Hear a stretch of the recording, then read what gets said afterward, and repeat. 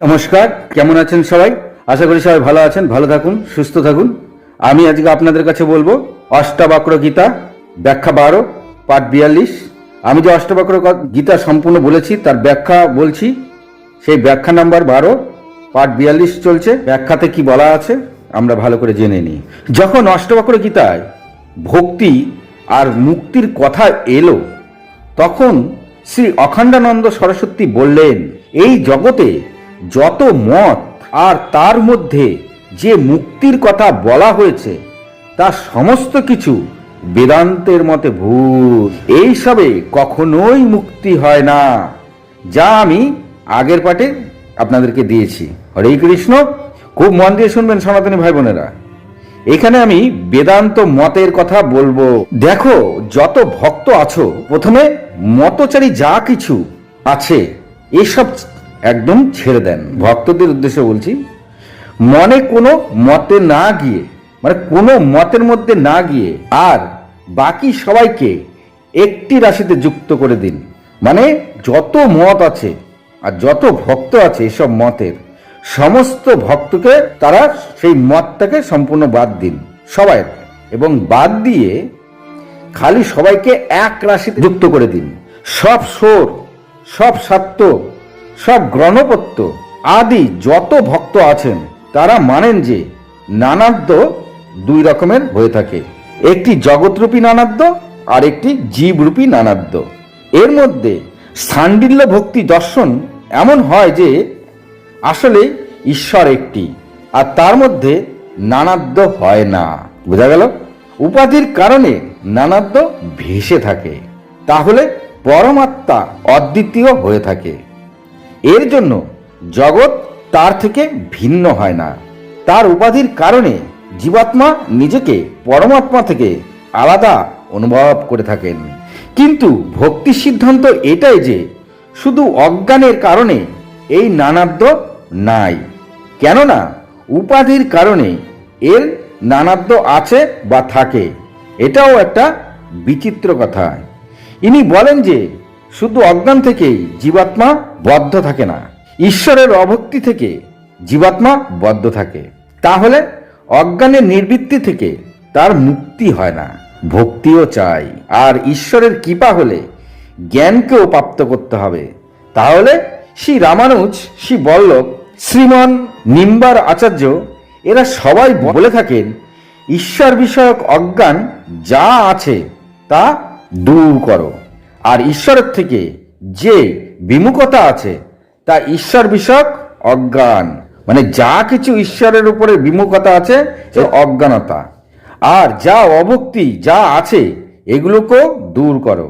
অর্থাৎ ভক্তি মিশ্রিত জ্ঞান থেকে পরমাত্মার অনুভূতি হবে, আর তার আসলে তত্ত্ব অদ্বিতীয় হয়ে থাকে। এই পরমেশ্বর থেকে না এই বিশ্বজগৎ আলাদা হয় আর না পরমেশ্বর থেকে ভিন্ন এই জীব হয়ে থাকে। মানে পরমেশ্বর থেকে এই জীব ভিন্ন হয় না। মতচারী যারা আছেন তারা বলে থাকেন যে পরমাত্মা থেকে এই জগৎ ভিন্ন হয় না। এটা তো ঠিক কথা, কিন্তু এই যে জীবাত্মা আছে তা তো একটি অস্বতন্ত্র চেতন হয়ে থাকে। যে পরমেশ্বরের সঙ্গে থাকেন সেটা একটা চেতন মাত্র। আবার অন্যদিকে কুমারিল ভট্ট বলেছেন যে প্রপঞ্চ থেকে বর্তমান সম্বন্ধ বিলীন হয়ে যাওয়াই হলো মুক্তি। আবার অন্যদিকে প্রভাকর বলেছেন যে দুঃখ থেকে প্রাগ অভাবের যে পরিপালন হয় তাকেই মুক্তি বলা হয়। দুঃখের প্রাগ অভাব হয়ে থাকে। কুমারিল ভট্ট বলেন যে প্রপঞ্চ যতই থাক, এই প্রপঞ্চের সঙ্গে কোনো রকম সম্বন্ধ না জুড়লেই হলো, ব্যাস। সম্বন্ধ থেকে বিষয় এসে পড়ে, আর তাই সম্বন্ধ থেকে বিষয় না হয়, তার জন্য একে মোক্ষ বলা হয়। আমাদের ভারতীয় দর্শনে এমন অনেক অনেক মত চলে আসছে। এখন আমি বেদান্তের মত অনুযায়ী মুক্তির কথা বলি, শুনুন, খুব মন দিয়ে শুনবেন সনাতনী ভাই বোনেরা। এখানে অষ্টবক্র মুনি বললেন যে এসম সাক্ষিম মহাত্মানাম চিদ্রূপম বিদ্ধি মুক্তায়। শুধু মুক্তির জন্য, মুক্তি কি সেটা আগে জানাও। অর্থাৎ না জানাই হলো বন্ধন, আর জেনে যাওয়াই হলো মুক্তি। মানে বোধনের সাক্ষাৎ সাধন। আপনাকে বলছি, জানাটাই সাক্ষাৎ সাধন, মানে জানতে পারলে সেটা সাক্ষাৎ সাধন বা সাধনা বলা হয়। দেখো, এর থেকে কত কত মানে আমাদের কাছে বেরিয়ে এলো। চলুন, কত কি মানে বেরিয়ে এলো সেগুলো আমরা ভালো করে জেনে নিই। অজ্ঞান থেকেই তুমি বেঁধে আছো। আত্মানাম বুদ্ধি। এখানে প্রশ্ন হলো এটাই যে, আচ্ছা, যদি মুক্তির জন্য শুধুমাত্র জানলেই হয়ে যায়, তবে কাকে জানবো? আত্মানাম বুদ্ধি বৃদ্ধি, এর বেশি আর কিছু জানার দরকার হয় না। আত্মানাম বৃদ্ধি, নিজেকে নিজে জানো। কেননা দ্বিতীয় কাউকে জানতে জানতে তোমার কত জন্ম চলে গেছে। দ্বিতীয়কে জানতেই থাকো আর জানতেই থাকো, তবে মুক্তি কেমন করে হবে? যদি তুমি শুধু দ্বিতীয়কে জানতে থাকো, তবে এটা বন্ধন, তবে তুমি মুক্ত হবে না। আর দ্বিতীয়কে জানতে দেখা যাবে যে সে মুক্ত হয়ে আছে, তাতেও তুমি মুক্তি পাবে না। তোমাকে তো নিজের সম্বন্ধে জানতে হবে, আমি কি বন্ধী না মুক্ত? বন্ধন কিছু আছে আর কিংবা না নাই?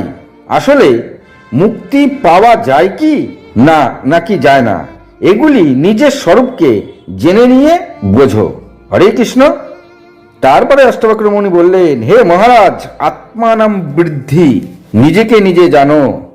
মহারাজ বললেন, নিজেকে নিজে কেমন করে জানবো? কি জানবো নিজের মধ্যে নিজে? তখন অষ্টাবক্র মুনি বললেন যে, এসাম সাকসিম, এর অর্থ আগে আমরা বুঝে নিই। দেখো, পৃথিবী, জল, অগ্নি, বায়ু, আকাশ, এগুলির জন্য হলো এসাম। আর শুধু এগুলোই নয়, যা কিছু আছে সবার জন্য এটাই এসাম। যা কিছু আছে এই বিশ্বজগতে, জল, অগ্নি, বায়ু, মাটি, আকাশ, সবার জন্য এসাম, এদের সাক্ষী। যেমন এই যে নানা বস্তু পদার্থ আকার রূপে দৃশ্যমান হয়ে আছে, যা কিছু তুমি দেখছো, তুমি শুধু এর সাক্ষী স্বরূপ। যা দেখলে, যেমনই দেখলে, তার শুধু সাক্ষী হয়ে থাকলে। এই কথাটার ব্যাখ্যা অনেক বড়। বেদান্তে এই কথার অর্থ অনেক বড় করে দিয়েছেন। এমন করে কখনো ভেবো না যে ঘটের দৃষ্টা ঘটের থেকে ভিন্ন হয়, আর দৃশ্যত যা, তার দৃষ্টা যা আমি, তার দৃশ্যত ভিন্ন হয়। এমনটা কখনো ভেবো না, এমনটা কখনো হয়ই না। এটা তো একটা উদাহরণ যে বাচ্চারা শুরুতে যখন সবকিছু শিখতে থাকে, তাকে বোঝানোর জন্য নানা উপকরণ দেওয়া হয়ে থাকে। সুতরাং অষ্টাবক্র মুনি বললেন, এইগুলো তো খালি উদাহরণস্বরূপ, মানে বাচ্চার জন্ম নেওয়ার পরে তাকে নানা কিছু শেখানোর জন্য নানা রকম উদাহরণ হিসাবে দেওয়া হয়, এগুলো সেরকম। আসল তত্ত্ব এখনো অন্য জায়গায় রয়েছে। হরে কৃষ্ণ। যেমন চোখ বন্ধ করে নিজের মধ্যে নিজেকে অন্তঃকরণ করে তারপরে এই ধরনী দেখা যায়, তো এই ধরনী আর আপনার অন্তঃকরণে এই দুটো একই। এই দুটোকেই যে দেখা যায় তার দৃষ্টা একই, মানে একজনেই দৃষ্টা, মানে একজনেই দেখছে। এবার এই কথাটা বলা যায় যে বাইরে এই ধরনের যদি না থাকতো, তবে এই অন্তঃকরণ করার সময় তা কেমন করে দেখা যেত? আর অন্তঃকরণে যদি দেখাই না যেত, তবে বাহির কেমন করে দেখা যেত? তো প্রথমে বাইরে নাকি প্রথমে ভেতরে? বৌদ্ধ ধর্মের লোকেরা বলেন যে প্রথমে ভেতরে পরে বাহিরে। আবার ন্যায়িক বৈশেষিকেরা বলেন যে প্রথমে বাইরে পরে ভেতরে। কিন্তু বেদান্ত সিদ্ধান্ত সম্পূর্ণ ভিন্ন। বেদান্ত বলেন এই বাহির ও ভেতর যাই হোক, এই দুটোই তোমার অন্তঃকরণের একটি বৃত্তি মাত্র হয়ে থাকে। এই জন্য বাইরে আর ভেতরে, প্রথমে পেছনে, স্থূল, সূক্ষ্ম এবং সমস্ত বৃত্তির সাক্ষী হলো একই, সে বাইরে হোক বা ভেতরে হোক। এই যে সাক্ষী যা হলো তা হলো নিজের আত্মা, সবাইকে প্রকাশিত করে থাকেন। একেই আগে জানো তুমি। হরে কৃষ্ণ। অষ্টবক্র মুনি কি সুন্দর বুঝিয়ে দিলেন। একেই আগে জানো, অর্থাৎ আত্মাকেই সবার আগে জানতে হবে। তারপরে তো আমরা কোন বন্ধনে আছি সেগুলো বোঝা যাবে আস্তে আস্তে, ধীরে ধীরে। আজ এই পর্যন্তই। ভালো লাগলে লাইক, কমেন্ট, শেয়ার করুন। ভালো থাকুন, সুস্থ থাকুন। নমস্কার।